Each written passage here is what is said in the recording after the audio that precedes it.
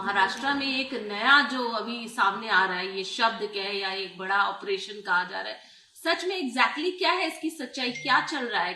कभी कहा जा रहा है 7 MP आ रहे, कभी 6, कभी नंबर्स कम हो रहे, क्या है एग्जैक्टली? हमें कैसे पता? जो जो खबर दे रहे हैं उनसे पूछिए। पहले तो बात है, काय का ऑपरेशन टाइगर?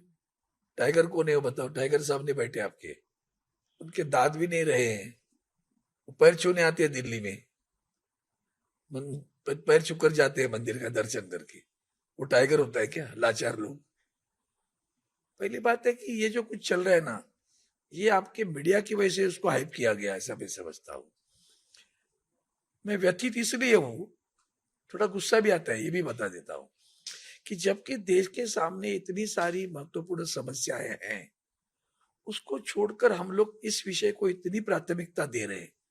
मुझे बताओ, 4,000 ईवीएम मशीन जल गई, राख हुई, कोई जांच है? किसी ने इलेक्शन कमिश्नर को पूछा? कोई आंदोलन हुआ? मीडिया ने कुछ बातें खबर चलाई? नहीं होता ना। वो अभी कोई राजेश मेहता है, वो 14,000 करोड़ का घोटाला करके गया है, उसमें LIC के पैसे हैं। तो LIC के पैसे डालने के लिए किसने डायरेक्शन दिया होगा? पैसा किसका? LIC का, मतलब सर्वसामान्य जनता का है। ये सारी जो विषय है, चैनल उसको लेकर खड़ी रहनी चाहिए। ये जो कुछ चल रहा है ना, ये बाजार है, शेयर बाजार जैसा चलता है ना, लोग खरीदने वाले, बेचने वाले, और उसी से अपने संविधान को और जनतंत्र पर आंच आ रही है। उसके लिए गंभीरता से उस तरफ से देखो। किसी पार्टी को टारगेट करना है, उस पार्टी को खत्म करना है, इससे कुछ नहीं होगा। चर्चे इधर उधर गए, देश पे क्या संकट आ रहे हैं वो बताओ ना। वो सारी बातें, कुछ ऑपरेशन विपरेशन कुछ नहीं है। 14 तारीख को आदरणीय उद्धव जी ठाकरे साहब ने मीटिंग ली थी, सभी मौजूद थे। हम 4 जन तो फिजिकल थे, बाकी वो वीडियो कॉन्फ्रेंसिंग से मुझसे बात कर रहे थे। सर, राजा भाऊ जो ठाकरे जी के साथ है और हमेशा रहेंगे, उसके तो, और जो पार्टी है वो भी कह रहे हैं कि हमारे पास लगातार लोगों के फोन आ रहे हैं, हम तो टायर्ड हो चुके हैं। मतलब दो लोगों ने तो मैं भी स्पष्टीकरण टायर्ड दिया हो है। गया, अभी आपको जबरदस्ती दे रहा हूँ। जी। जी। कंटाल गया ना कि एक एक व्यक्ति कितनी 100 चैनल है, 100 चैनल से बात करेगा क्या? एक गया, दूसरा आएगा, दूसरा आएगा, तीसरा आएगा, और आप लोगों का तरीका ऐसा है 1 to 1 चाहिए। ऐसा नहीं होता ना। कॉमन टेलो हो गया, खत्म। तो परेशान क्यों करते हो? इतने सज्जन आदमी है, वो भला आदमी है एकदम। वाजिद साहब के मालूम है उनके पिताजी ने क्या स्टेटमेंट दिया, देख लो आप। पिताजी ने कहा, मुझे गर्व है मेरे बच्चे पर। तो ये बिके हुए, सभी लोग बिके हुए नहीं जाते, बिके नहीं जाते। खरीदने वाला कितना भी हो, कुछ लोग होते हैं तत्व और सत्व को लेकर खड़े रहते हैं। है भाई, जिस पार्टी हमारी हमारे लिए तो अलग पार्टी है, हमारी शिवसेना एक अलग विचारधारा की है, माँ है हमारे लिए वो।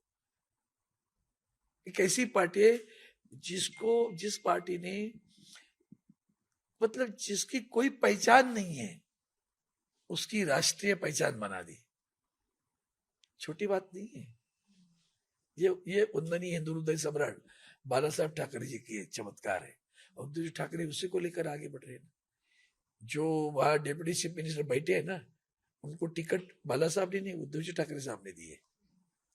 तभी बाला साहब नहीं थे 2014 में। सर, आज आप लोग लोकसभा स्पीकर से भी मिले, अपना कंसर्न जाहिर किया।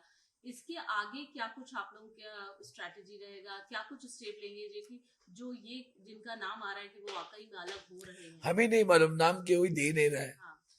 और वो जिसका नाम आ रहा है उनकी कोई बात नहीं सुनने को मिल रही कि सही है, मेरा गलत है, क्या है। तो हमने कल उसके लिए मीटिंग लगाई हुई है, व्हिप जारी किया है। आएंगे, देख लेंगे। पर उनसे आप बात करेंगे?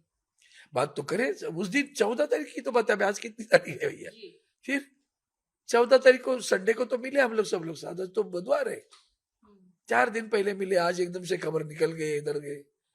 अन्य से तकलीफ होती है उससे, मतलब परेशान। कपिल सिब्बल सीनियर लॉयर, उन्होंने एक बात कही कि जिस सिंबल से आप लड़ते हैं चुनाव, उसी सिंबल से आप आगे। ऐसे नहीं है कि आप किसी सिंबल से लड़े और फिर जाके दूसरी पार्टी में मर्जर हो गए। आप इसको कैसे देखते हैं? मैं सही मानता हूँ एकदम। मैं तो खुद चाहता हूँ इस कानून का फिर दोबारा संशोधन करने की आवश्यकता है।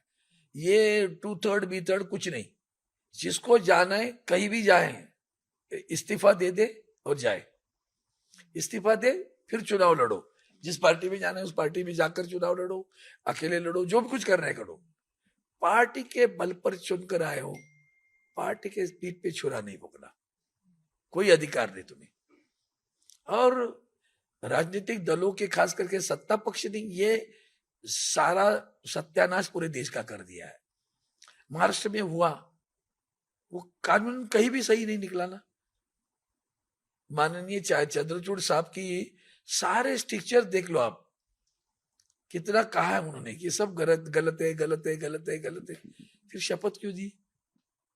उन्होंने तो गवर्नर पे इल्जाम लगाया था, गवर्नर के सारे कदम गलत है। तो फिर भी सरकार कितने प्रस्तावित की, सब गलत करने वाले सरकार पे आके बैठे।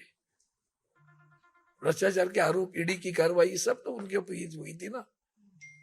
तो ये देश का जनतंत्र को धोखा है। सर, कुछ दिन पहले ये टीएमसी का जो तमाम हुआ घटनाक्रम आपने देखा ही, लगातार चल ही रहा है। 2/3 मेजोरिटी से सब एक साथ आ रहे हैं और एक अन्य पार्टी के साथ, नई पार्टी उनके साथ जुड़ रहे हैं। फिर उसी समय ये कहा जाता है पार्टी का मालिक की स्थिति यहाँ पर भी उत्पन्न हो रही है, लेकिन अब फिर महाराष्ट्र में भी वही चीज। महाराष्ट्र की स्थिति गलत थी, ये भी गलत होगी, ये दोबारा गलती करेंगे। 4 वर्ष हो गया हमारी केस सुप्रीम कोर्ट में दाखिल है, अभी तक उसके ऊपर निर्णय नहीं आया है। वो निर्णय जिस दिन आएगा उस दिन पता चलेगा आगे, जिसके बाद में जो कुछ हुआ सब गलत हुआ है।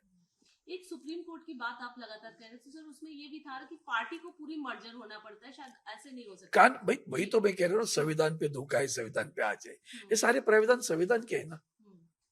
आपने एक लेटर भी रखा है सर अपने पास, यही लेटर आज आप लोगों ने हमने दे दिया उनको। एक अंतिम सवाल लूंगी सर, क्योंकि समय का वो है आपके पास। जिस तरीके की तमाम घटनाक्रम चल रहे हैं, तमाम दावे किए जा रहे हैं कि कई सारे एमपी जो हैं वो संपर्क में हैं, अगर ऐसा होता है कि नंबर संख्या बढ़ती है और कई एमपीज आ जाते हैं आपके इफ्स एंड बट्स पे मैं जवाब नहीं देना चाहता। सच्चाई क्या है उसका सामना कर सकते हैं हम लोग। आज देखा हमने कि हम लोग सब वहां बैठ के बैठे थे ना इस कान पर।